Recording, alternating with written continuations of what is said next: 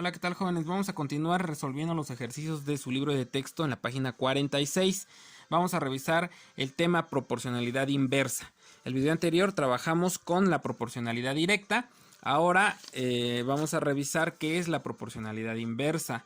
Aquí tengo una definición muy sencilla y dice que la proporcionalidad inversa es cuando al aumentar una de las magnitudes, en este caso de la variable independiente, que ya sabemos que la vamos a relacionar con el eje X o eje de las abscisas, disminuye proporcionalmente la otra variable, que es la variable dependiente, o sea, la variable de las Y.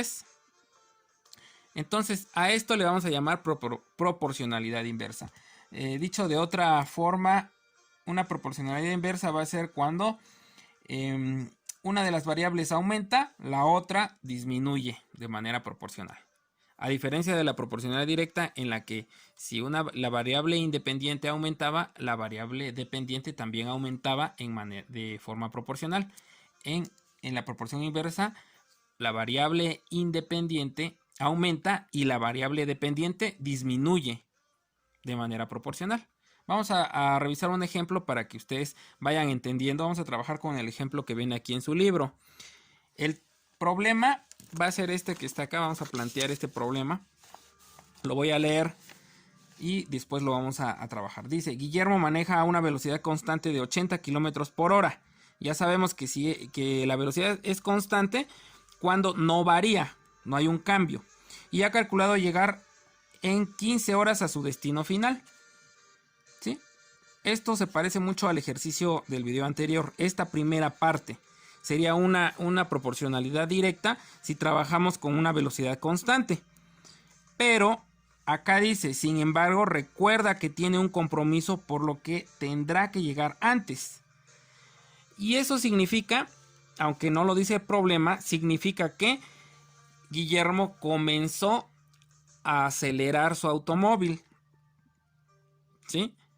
¿Por qué? Porque se dio cuenta que tenía que llegar antes de tiempo y entonces comienza a acelerar, y al acelerar, recuerden de sus conocimientos de física, al comenzar a acelerar va a cambiar la velocidad, ya no va a ser una velocidad constante. ¿Sí? Y entonces aquí hay una tablita que va a relacionar la velocidad con el tiempo. Fíjense, estaba primero a 80 kilómetros por hora, que es la velocidad constante a la que iba. Y había calculado llegar en 15 horas. Aquí está. Si viaja a 80 kilómetros, hace 15 horas. Pero, como recordó que tenía que llegar más rápido, comienza a acelerar de manera constante. La aceleración de manera constante significa que comienza a incrementar gradualmente la velocidad. Y entonces, acá, cuando la velocidad que lleva el automóvil ya no es de 80, ahora es de 100, entonces el tiempo, ¿qué creen que ocurra? Pues el tiempo va a disminuir, ¿sí? Porque a mayor velocidad, menor tiempo. Y entonces aquí hay otro dato que desconocemos, pero nos dice que a qué velocidad irá o viajará el automóvil si el tiempo que hizo fue 10 horas. Y luego de este lado, acá tenemos los dos datos completos. Nos dice que cuando el automóvil viaja a 150 kilómetros por hora, hace 8 horas el recorrido. Y de este lado, no conocemos este dato, pero sabemos que hizo 7.5 horas. Y esta tablita la vamos a analizar. Bueno, ya lo escribí aquí en mi libreta. Vamos a trabajar acá. Lo primero que tienes que identificar es las variables dependiente y la variable independiente. ¿Sí? Entonces vamos a ver de estos datos quién depende de quién. La velocidad depende del tiempo, o el tiempo va a depender de la velocidad. Y en este problema el tiempo va a depender de la velocidad, porque si la velocidad aumenta, el tiempo va a ir disminuyendo. Entonces, este tiempo va a depender de a qué velocidad vaya el automóvil. Por eso esta sería nuestra variable dependiente y esta sería nuestra variable independiente. Entonces la variable independiente la vamos a asociar con la variable X, y la variable dependiente la vamos a asociar con la variable Y. Entonces ese ya es un paso. Ahora, necesitamos identificar la constante de proporcionalidad. Cuando trabajamos la proporcionalidad directa, les comenté que tenían que comparar mediante una división. En la proporcionalidad directa, aquí lo voy a anotar para que, por si no lo recuerdas, en la proporcionalidad directa, la constante la encontrábamos dividiendo y entre x. Y entre x. Esto estoy hablando de la directa. Pero en la inversa, en la proporcionalidad inversa, que es la que nos compete ahorita, vamos a encontrar la constante de proporcionalidad multiplicando x por y. Fíjate la diferencia. En la directa dividíamos y, el valor de y entre de x, y así encontrábamos la constante de proporcionalidad directa. Revisa el video anterior para que te des cuenta. Ahora, esta es proporcionalidad inversa, y para encontrar la constante de proporcionalidad vamos a multiplicar los valores de x por los valores de y. Y como es una constante, esa es la que no va a cambiar. Va a ser la misma aquí, va a ser la misma aquí, la misma constante siempre en estas multiplicaciones. Vamos a ver entonces. Aquí este es y y este es x. Entonces, si quiero encontrar la constante de proporcionalidad, sería x por y, ¿no? Así, 80 por 15. ¿Cuánto nos da 80 por 15? 80 por 15 nos da un total de 1200. Fíjate, si yo multiplico así, 80 por 15 es igual a 1200. Esa sería. ¿Cómo puedo estar seguro que esta es la constante de proporcionalidad inversa?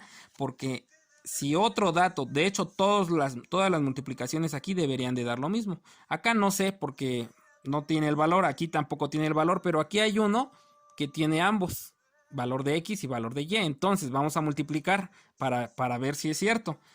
Si multiplicas 150 por 8, multiplicamos 150 por 8, te va a dar un total de 1200. Y efectivamente, entonces, si yo multiplico, entonces aquí para encontrar este valor, vas a buscar un número que al multiplicarlo por 100 te dé 1200. Y aquí un número que al multiplicarlo por 10 te dé 1200. Y acá un número que al multiplicarlo por 7.5 también te dé 1200, porque ya encontramos que la constante de proporcionalidad inversa es 1200. Y esa la encontramos utilizando de esta forma. Ahora, ¿cómo puedo encontrar este valor? Pues está muy fácil. Porque entonces vamos a suponer que este es el valor de y que estoy buscando, ¿no? Porque estos son los valores, acuérdate vamos a ponerle aquí y. ¿Sí? Quiero encontrar este valor de y. Entonces multiplico así.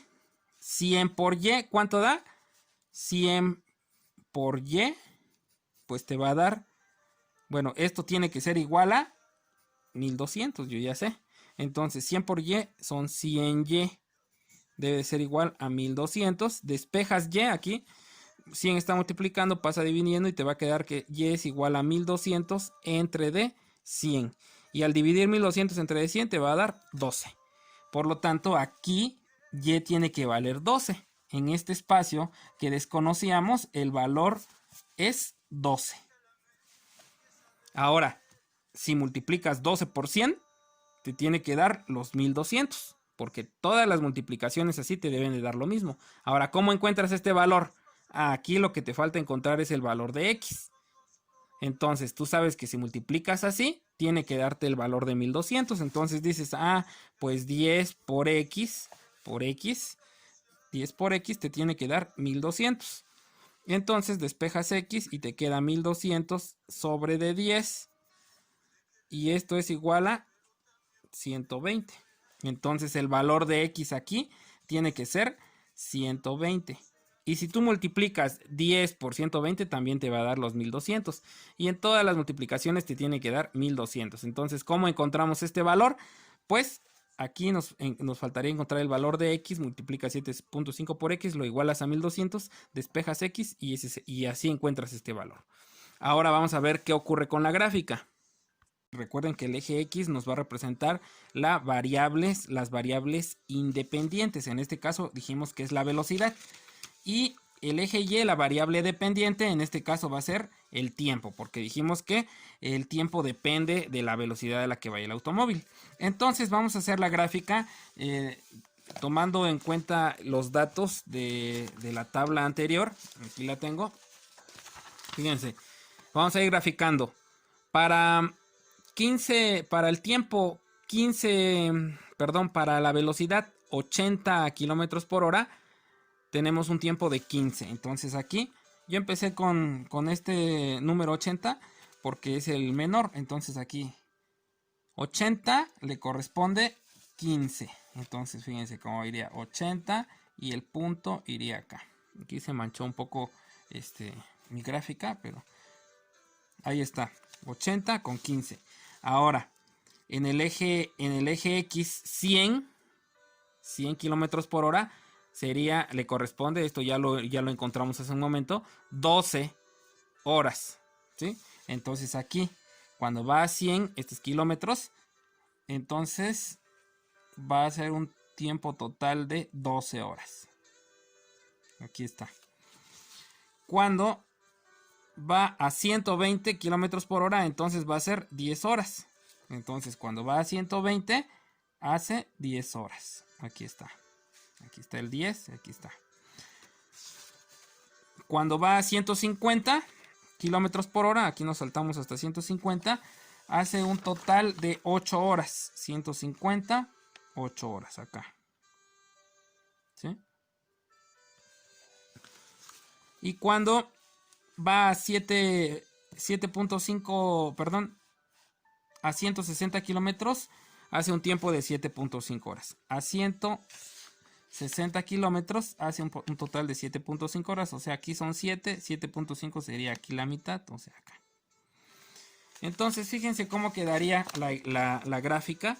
En este caso, si unimos los puntos quedarían así. ¿Sí? Bueno, acá pegarían en los puntitos. Ahí está.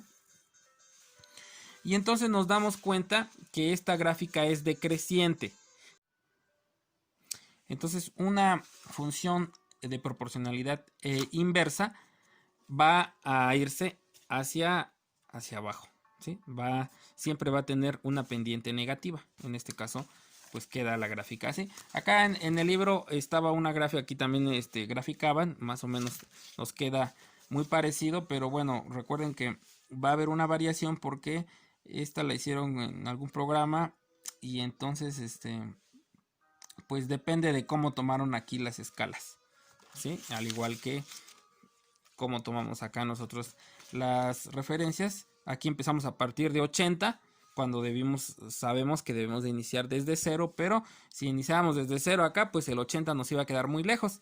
Y acá si iniciamos de 0 hacia arriba, también aquí ya puse el número 7, entonces eso va a desfasar un poquito nuestra gráfica y por eso pareciera que fuera curva. Sin embargo, si nosotros vemos la gráfica real partiendo del origen 0 y pudiéramos tener un zoom, una especie de zoom para ver la gráfica hasta dónde va, entonces nos daríamos cuenta que debe ser una línea, debe ser una recta, pero es una recta que va a ir así, ¿sale? Hacia abajo. Y si fuera proporcionalidad directa, tendría que ir hacia arriba, ¿no? Con esta explicación ya vas a poder resolver la actividad que viene acá de la página 46. Completar la tabla, que ya también lo hicimos, y responder estas preguntas. ¿Ok? Y también, pues ya te das una idea de cómo resolver lo que viene, en este caso los ejercicios y aplicaciones que vienen acá. Intenta resolverlos. Aquí ya en algunos casos vas a trabajar con ejercicios de proporcionalidad directa y en algunos con proporcionalidad inversa.